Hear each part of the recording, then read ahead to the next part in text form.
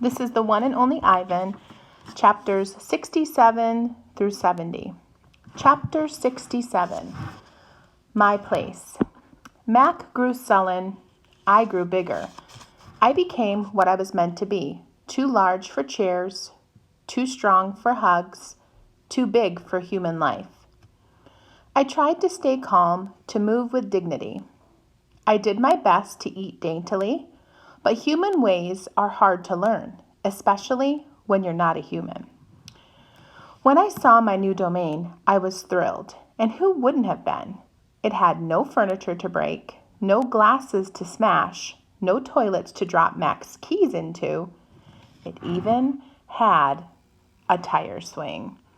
I was relieved to have my own place. Somehow I didn't realize I'd be here for quite so long, though. Now I drink Pepsi, eat old apples, and watch reruns on TV. But many days I forget what I am supposed to be. Am I a human? Am I a gorilla? Humans have so many words, more than they truly need. Still, they have no name for what I am. Chapter 68, 9,876 days. Finally, Ruby is asleep. I watch her chest rise and fall. Bob, too, is snoring. But my mind is still racing. For perhaps the first time ever, I've been remembering. It's an odd story to remember, I have to admit. My story has a strange shape, a stunted beginning, an endless middle. I count all the days I've lived with humans. Gorillas count as well as anyone. Although it's not a particularly useful skill to have in the wild. I've forgotten so many things, and yet I always know precisely how many days I've been in my domain. I take one of the magic markers Julia gave me. I make an X, a small one, on my painted wall jungle. I make more X's and more. I make an X for every day of my life with humans. My marks look like this: X, X, X, X, X. The rest of the night, I mark the days, and when I am done, my wall looks like this. And so on until there are 9,876 X's marching across my wall like a parade of ugly insects. Chapter 69, A Visit. It's almost morning when I hear steps. It's Mac. He has a sharp smell. He weaves as he walks. He stands next to my domain. His eyes are red. He is staring out the window at the empty parking lot. Ivan, my man, he mumbles. Ivan, he presses his forehead against the glass. We've been through a lot, you and me. Chapter 70, A New Beginning. We don't see Mac for 2 days.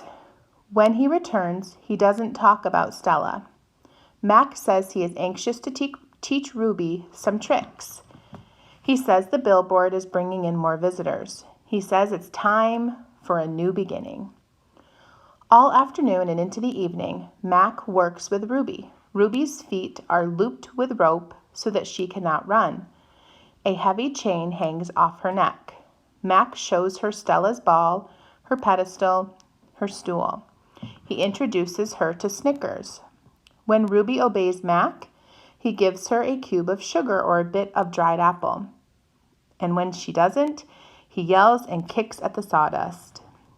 When George and Julia arrive, Mac is still training Ruby. Julia sits on the bench and watches them. She draws a little, but mostly she keeps her eyes on Ruby. Bob watches too. He's hiding in the corner of my domain under knot tag. It's raining outside, and Bob does not like damp feet. Ruby trudges behind Mac, her head drooping.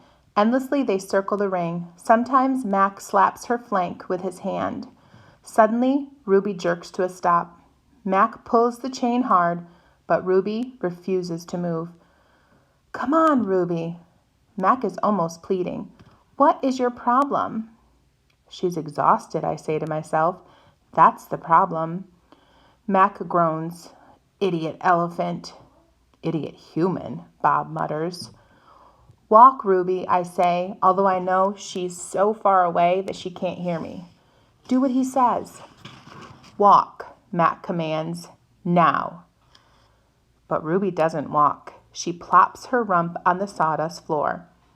I think maybe she's tired, Julia says. Mac wipes his forehead with the back of his arm. Yeah, I know. We're all tired. Ruby pushes with the heel of his boot. She ignores him.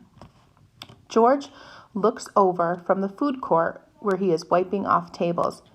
Mac, he yells, maybe you should call it a day. I'll close up. Mac yanks on Ruby's chain.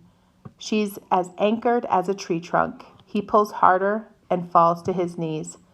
That does it, Mac says. He brushes sawdust off his jeans. I am through playing around. Mac stomps off to his office. When he returns, he is carrying a long stick. The gleaming hook on its end is almost beautiful, like a silver moon. It's a claw stick. Mac pokes Ruby with the sharp point. Not hard, just a touch. I can tell he wants her to see how much it can hurt. I growl low in my throat. But Ruby doesn't budge. She is a gray, unmoving boulder. She closes her eyes, and for a moment I wonder if she might have fallen asleep. I'm warning you, Mac says, he breathes out, staring at the ceiling. Ruby makes a huffing sound. Fine, Mac says. You want to play it that way? He draws back the claw stick. No, Julia cries. I'm not gonna hurt her, Mac says. I just want to get her attention. Bob snarls. Mac swings. The hook slices the air just a few inches above Ruby's head. See why you don't want to mess with me, Mac says. He draws back the claw stick again. Now, move! Ruby jerks her head, flinging her trunk toward Mac. She makes a noise that sends the sawdust scattering. It makes my glass shiver. It is the most beautiful mad I have ever heard. Ruby's trunk slaps into Mac. I don't see exactly where she strikes him, somewhere below his stomach, I think. And I know he must be uncomfortable because Mac drops the claw stick and falls down to the ground and curls into a ball and howls like a baby. Direct hit, Bob says.